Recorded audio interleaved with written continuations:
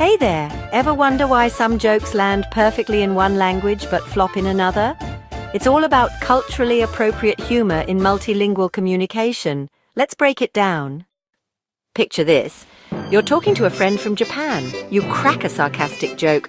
Wow, you're so good at karaoke, I'm basically a rock star next to you. In English, it's playful.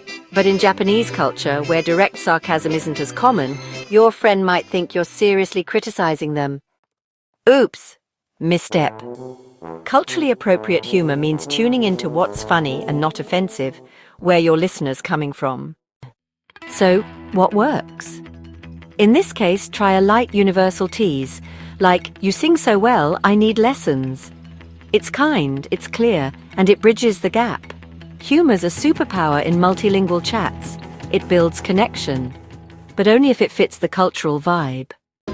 Next time you're joking across languages, think, does this laugh travel well? Get it right and you're golden. See you next time.